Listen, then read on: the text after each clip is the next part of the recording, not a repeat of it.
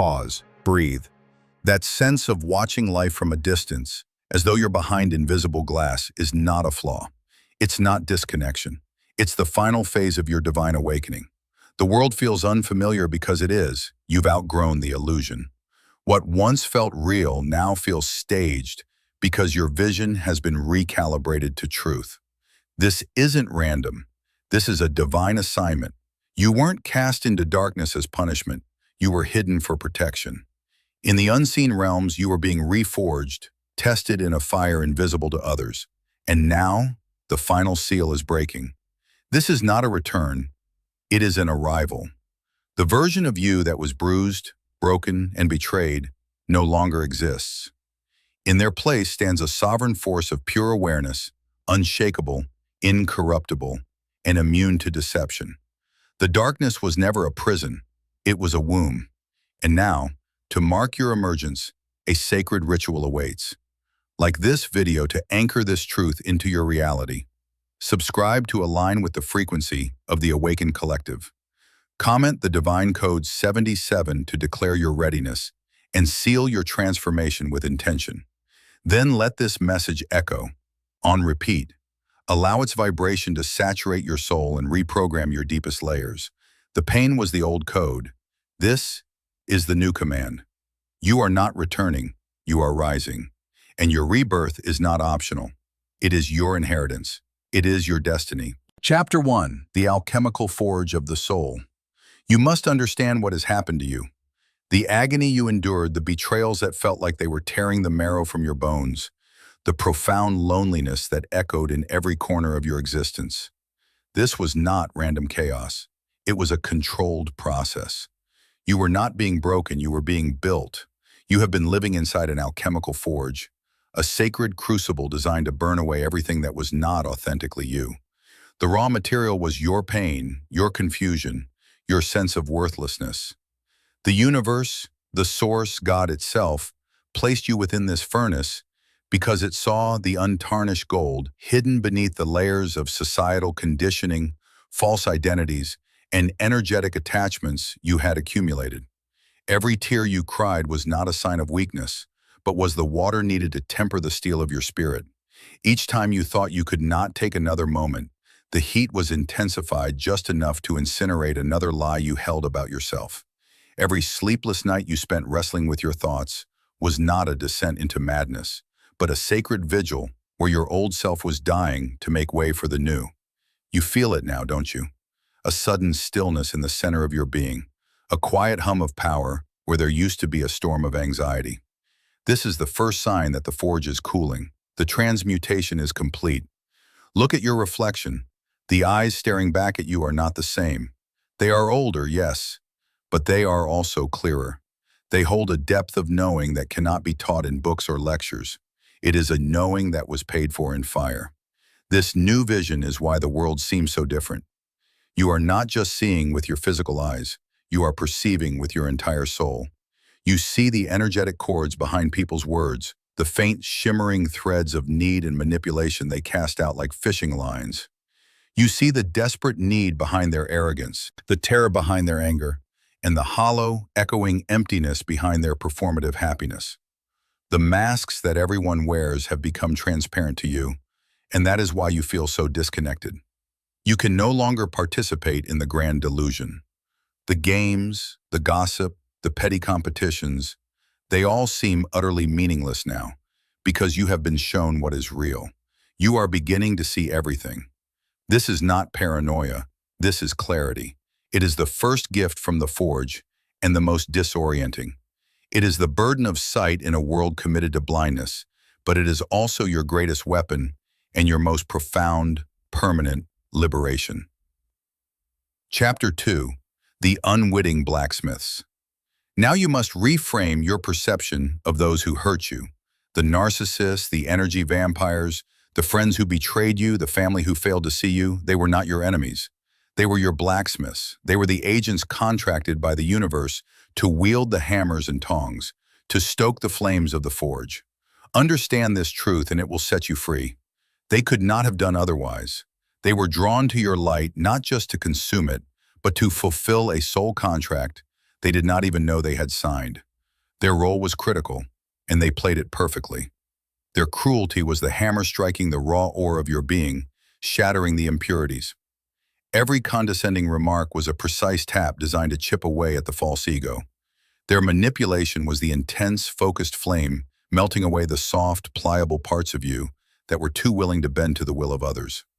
Their gaslighting was not intended to drive you mad, but to polish the inner mirror of your perception until it reflected only the undeniable truth of their nature, and by contrast, your own. Their abandonment was the plunge into the icy water, the quenching that locked in your newfound strength and made it unbreakable. They believed they were in control. They thought their games were of their own making, designed to diminish you and elevate themselves. This is the great cosmic irony. In their attempt to break you, they were the very instruments that forged you into something indestructible. They mistook your kindness for weakness and your empathy for naivete, and this miscalculation was essential. It allowed them to get close enough to do their work. Had they seen the divine spark within you, the core of unquenchable fire, they would have fled in terror.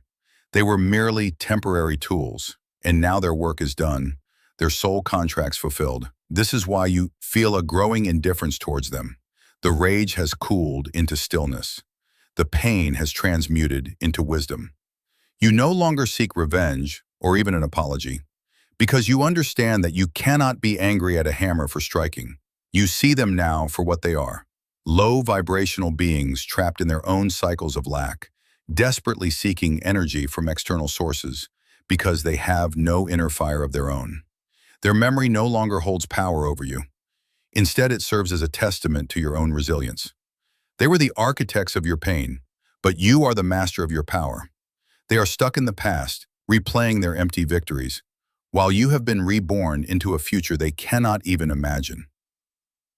Chapter 3: The Sacred Isolation. The period of intense isolation you endured was the most crucial phase of your transformation. When you felt the most alone, you were, in fact, the most protected. This was not abandonment, it was quarantine. As the alchemical process of your rebirth intensified, your spirit became incredibly potent, but also incredibly vulnerable, like a molten metal being shaped into a new form. Any external influence, any stray energy, any well-meaning but low-vibrational advice from the uninitiated could have contaminated the process. It could have warped the final outcome. The universe, in its infinite wisdom, had to seal you off. It built a fortress of solitude around you. Friends fell away, invitations stopped coming, your phone grew silent. The world you were once so enmeshed in suddenly seemed to forget you existed. This was a mercy. In that silence, you were forced to confront the only thing left: yourself. You had to sit with your shadows, your fears, your deepest regrets. There were no distractions to save you, no one to numb the pain with false reassurances. You had to become your own savior. This sacred isolation was a divine cocoon. Within its walls, the universe was performing a kind of spiritual surgery on you. You could feel it, some days a strange pulling or shifting deep within your solar plexus, as energetic cords were severed. These were the toxic attachments to people, places, and past versions of yourself being meticulously removed. Each cord that was cut sent a shiver through you, a momentary pang of loss, followed by an inexplicable lightness. It was recalibrating your entire energetic field to a frequency that the old world can no longer access. You had to learn to find comfort in your own presence, to draw strength from your own spirit. This is where you cultivated the unshakable inner peace you are now beginning to feel. It is a peace that is not dependent on external validation or circumstances. It is a peace that was forged in the absolute emptiness and found to be full. Now, as you begin to re-emerge, you will notice that you carry that solitude with you, not as a weight, but as a shield. It is a sacred boundary. It is the reason you no longer feel the desperate need to be liked or included. You are a self-contained universe. Your own company is now a sanctuary. The loneliness was a training ground, and you have graduated with the highest honors. You have proven that you can stand alone, and that is precisely why you will never be truly alone again. You are now attracting your real soul tribe, beings who resonate at your new frequency, who do not need to drain you, but seek to build with you. to co-create a new, more authentic reality. Chapter 4. The Gleam of Transmuted Gold. The fire has subsided. The hammering has stopped. The isolation has served its purpose. Now you begin to recognize the results of this arduous process. The pain was not for nothing. It was an investment, and the dividends are now becoming apparent. The first and most potent gift is your new perception. It is a form of sight that transcends the physical. You see the truth. It is no longer a matter of guessing or interpreting. You simply know. When someone speaks, you hear the words, but you feel the intention. You feel the truth or the lie as a physical sensation in your body, a warmth and resonance for truth, a cold, jarring dissonance for deception. A lie feels like a sour taste in the back of your throat, a sudden tightness in your chest, a metallic hum in your ears. This is your body's incorruptible lie detector. This is why small talk has become intolerable. It is why you can no longer watch the news or engage in meaningless social media debates. Your entire being rejects falsehood. You have been calibrated to the frequency of pure truth, and anything less feels like a physical irritant. Another gift is an unshakable core of calm. The world can rage around you. People can project their chaos onto you. But there is a space in the center of your chest that remains perfectly still, perfectly silent. This is the peace that you forged in the crucible of your isolation. It is yours. No one gave it to you, and no one can take it away. It is not the absence of problems, but the presence of a profound trust in your own ability to navigate them. You will also notice a powerful creative surge. The old you may have suppressed this, believing you were not talented enough or that your ideas were not valuable. The new you understands that your creativity is a direct channel to the divine. It is the language of your soul. The ideas flowing to you are not small. They are blueprints for new systems, new art, new ways of being that challenge the decaying structures of the old world. You are being called to write, to create, to build, to speak. This is not for fame or recognition. It is the necessary expression of the potent life force that now flows through you.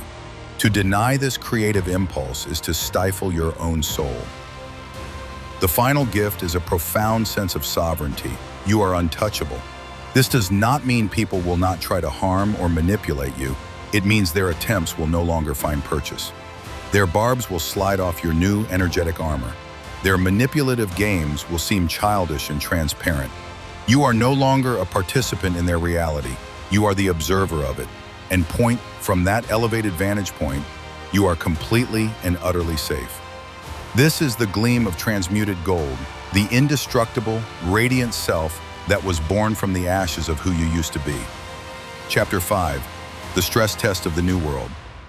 Do not believe for a moment that the work is over. Your rebirth is complete, but your new self must now be tested in the world. The universe needs to confirm the integrity of its creation. In the coming days and weeks, you will face a series of spiritual final exams. They will not appear as grand, obvious challenges. They will be subtle, insidious, and designed to trigger your old programming. People from your past, the very blacksmith who stoked the forge, will reappear. They will not come with apologies. They will come with the same old masks, the same old energy, perhaps wrapped in a new package. An ex-partner will send a seemingly innocent message, a thinking of you text, designed to test the lock on a door you have long since bolted. A toxic family member will feign a change of heart, dangling an olive branch that is actually a leash. A friend who betrayed you will reach out, acting as if nothing ever happened. This is not a second chance for them. It is a final test for you. The test is not whether you can defeat them in an argument or expose their lies. The test is whether you can hold your frequency. The test is whether you can observe their attempt to hook you back in, acknowledge it without judgment, and remain in your peaceful, sovereign state. The ultimate passing grade is indifference. It is seeing the notification, feeling no emotional charge, and simply moving on with your day. You will also be presented with situations that are echoes of past traumas. An opportunity will arise that looks promising on the surface but feels strangely familiar, carrying the same energetic signature as a past failure or betrayal. A job offer may promise the security you once craved, but your new internal guidance system will scream that it is a cage. A new person will enter your life who showers you with praise that feels eerily similar to the love bombing you once fell for. These are not signs that you are doomed to repeat the past. They are holographic projections designed to see if you can now spot the pattern before it ensnares you. Your new perception is the key. Your body will tell you the truth. A knot in your stomach, a sudden feeling of fatigue, a sense of dissonance. These are not anxieties to be overcome. They are your new, highly sophisticated internal guidance system warning you of a trap. Trust these feelings above all else. Do not rationalize them away. Do not give people the benefit of the doubt. Your doubt is now a divine tool of discernment. Each time you pass one of these tests, your power is solidified. Your new reality becomes more concrete and tangible. You are anchoring this higher state of being onto the physical plane, proving that the alchemy was successful and that the resulting gold is absolutely pure. Chapter 6. The Beacon and the Blueprint. You must now understand the purpose of your transformation. This entire agonizing process of being reborn from the shadows was not merely for your own survival or personal peace. You have been drafted. You have been turned into a living instrument for a much larger mission. You are now a beacon. Your very existence, the high frequency you now hold in your body, acts as a lighthouse in a world lost in a fog of deception. You do not need to preach or proselytize. You do not need to convince anyone of anything. All you must do is exist authentically as this new version of yourself. Your calm in the face of chaos, your discernment in the face of manipulation, your quiet confidence in the face of arrogance. This is your service. When you walk into a room, your energy field automatically begins to recalibrate the environment. The very air around you changes. The frenetic, anxious energy of others finds nothing to latch on to and begins to dissipate. Those who are ready for a higher truth will be unconsciously drawn to you. They will feel a sense of peace or clarity in your presence without knowing why. Those who thrive on chaos and deception will feel intensely uncomfortable around you. Your light exposes their shadows, and they will be repelled by you, often reacting with unwarranted anger or criticism. Do not take this personally. It is simply a law of energetic physics. You are also a living blueprint. Your life story, from the depths of your suffering to your current state of empowerment, is a map for others who are still lost in the forge. By living your truth, you show them that it is possible to survive the fire. You demonstrate that pain can be transmuted into power, that betrayal can lead to sovereignty, and that isolation can lead to profound self-love. The specific pain you endured becomes a specific form of medicine for others. If you were betrayed by a group, your presence now teaches others about true loyalty and the importance of a vetted inner circle. If you were gaslit, your unshakable clarity now helps others anchor into their own reality. You are the proof. Every boundary you set, every time you choose your peace over someone else's drama, every creative act you bring into the world, you are leaving behind a trail of light for others to follow. Your mission is not to go back and rescue people from their own battles. You cannot fight their demons for them. Your mission is to hold the light steady, to be an unwavering example of what lies on the other side of the pain. You are a pioneer of consciousness, a system buster whose very frequency disrupts the old, corrupt paradigms of control and victimhood. This is a heavy responsibility, but you were built for it. The forge made you strong enough to carry this light. You are no longer just a person. You are a position. You are a frequency. You are a promise. Chapter 7. Emergence into untouchable light. The time for healing in the shadows is over. The time for quiet integration is complete. Now is the time for your emergence. This is not a loud or dramatic unveiling, but a quiet, powerful shift in your way of being in the world. You no longer walk with your head down, hoping to avoid conflict or detection. You walk with a silent, unshakable knowing of who you are. You are emerging as an untouchable force. This does not mean you are immune to the world, but that the world's lower frequencies are immune to you.